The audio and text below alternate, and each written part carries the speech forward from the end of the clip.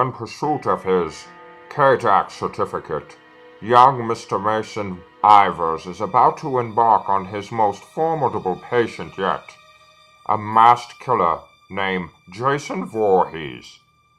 Undaunted by the task at hand, he feels he can win over his patient's killing addiction with techniques such as SBIRT, change talk, and mindfulness.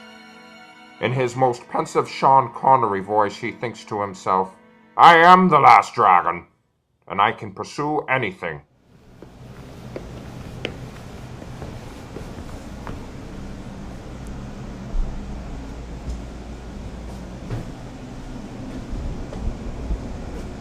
Looks like Jason's really moving up in the world. Hello, Mr. Voorhees? Mr. Voorhees, hello? Mr. Voorhees, is there anybody home? Hello, Mr. Voorhees? Hello? Hello? Mr. Voorhees. How you doing?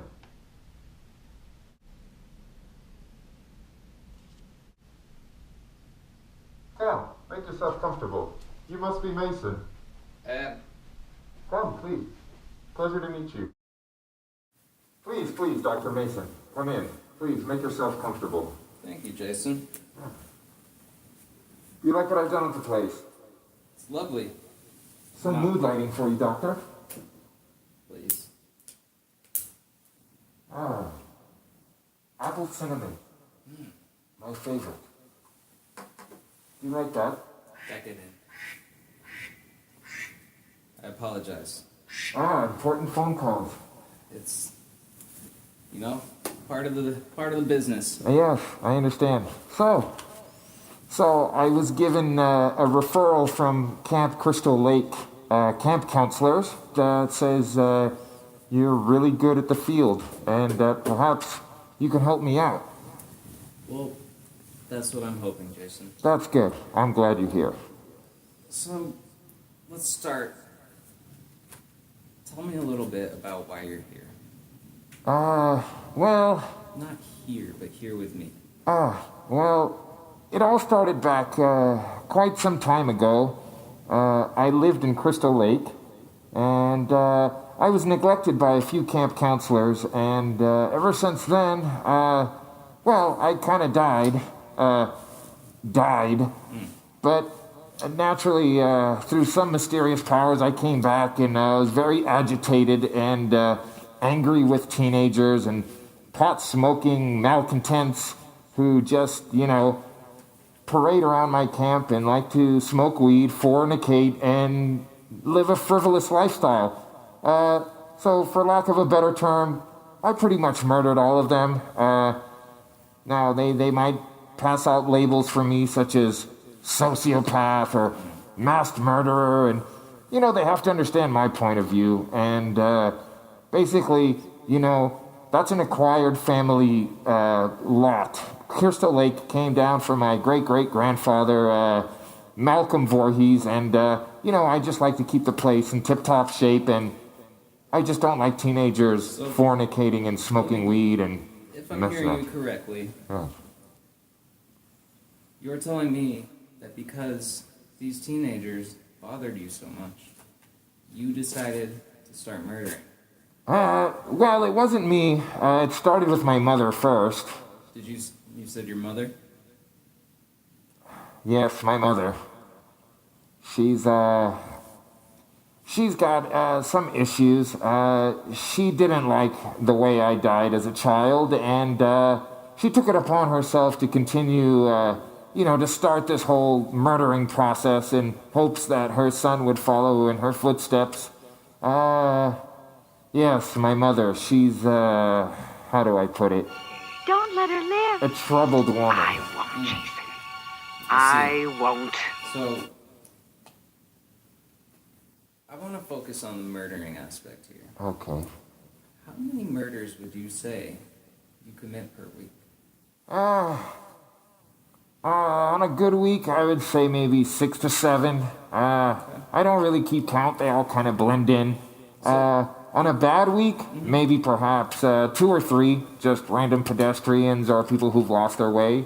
But 6 or 7 on a good week, I would say. 6 or 7. Okay, so are you aware that that's kind of high and would place you what we call at high risk? At the high risk.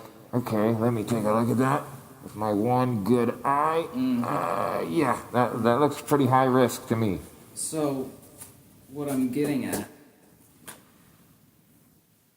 it shows on your sociopath assessment chart that you're in a high-risk zone. So, if it's okay with you, I would like to talk a little bit more about that. Okay, that sounds good. And just maybe get an idea of how willing you are to change. Okay. So, explain to me exactly what you enjoy about the killing. Where do I start? Well, first of all, I can't tell you what a stress reliever it is. I spent all week in the forest just chopping up wood and doing random chores in my old shack. You can see, my place got swept away and I Airbnb-ing right now here. But, living in the forest is pretty tough. So I just, for stress relief and some mild pleasure, I just kill some teenagers, And I've been doing it for 30 some odd years now. As you may have noticed, since Friday the 13th Part 2, that's just something I enjoy doing. I see. So it's what you're trying to tell me is it's kind of become second nature. You kind of feel like it's part of who you are. Yeah, for lack of a better term, yeah. Okay. You've been doing it for a long time, so it's habitual. Yes. At this point. And so if we were to get outside of the habitual aspect, do you think there's any chance of you wanting to decrease?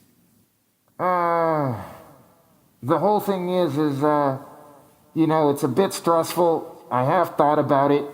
Covering up bodies and, disposing of corpses is, it's a timely act. It's time consuming. It's, relatively hard.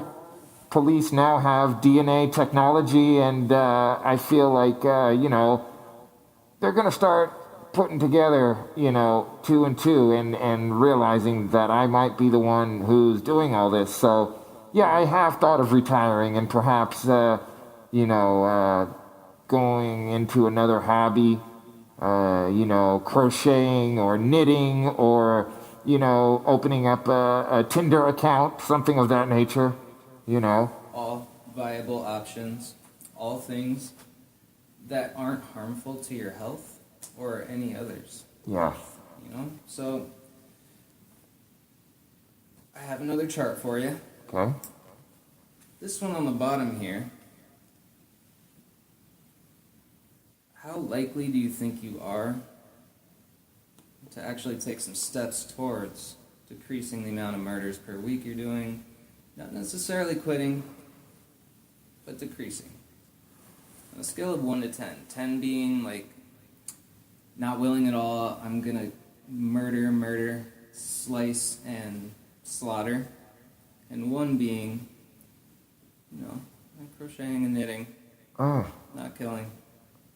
Well, I do think you mean the other way around, but Let's, I'll edit it, but Your best. Losers always whine about their best. Winners go. Actually, let's do a scale of 1 to 7.5. Okay? 7 being like I really, really want to do it. 7.5 being like I'm gonna do it. 1 being nah, I want to keep killing. well, let me see with my one good eye there. Yeah. Honestly, I'd say about a 5. 5 out of 7.5. Yes. Okay, that's higher than I thought it would be. Yeah. So impressive, that Yeah.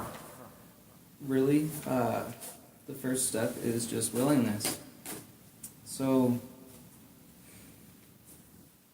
why did you pick 5? Honestly, I just think, I'm getting up there in age. And,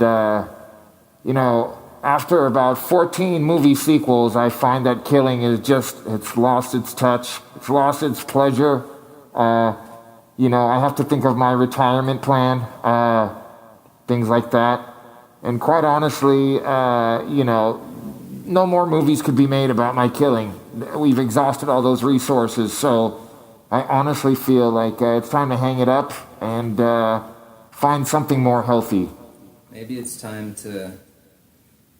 What you're saying is maybe it's time to hang up the mask, so to speak. Or literally. Can we maybe try just. The mask? Yeah, maybe just take it off for a second? You're sure? I mean, baby steps, right? Alright, well. Let's put it back on. Okay. Okay.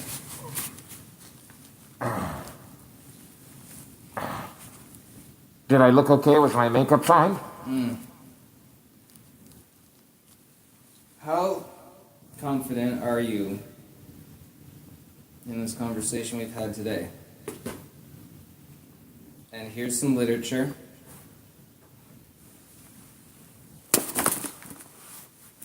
Thank you. There's groups you can go to. Okay. What kind of groups? Murder groups, non-killing groups, Oh, okay. crocheting groups. How about you pick up a hobby? Okay. You said crocheting, so how about take some classes, maybe decrease the amount of killings per week, and let's go from there. Let's meet about a month or so and see how you're doing. Okay, maybe drop down to 3 killings a week, 3 sweaters a week. Ah, Just switch. okay. That sounds good. I think I can do that. Decision?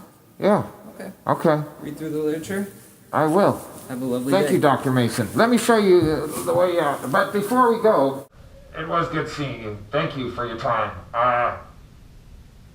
You've touched my life. You've touched my heart. And I really hope that I can make these changes. Please, let's meet again.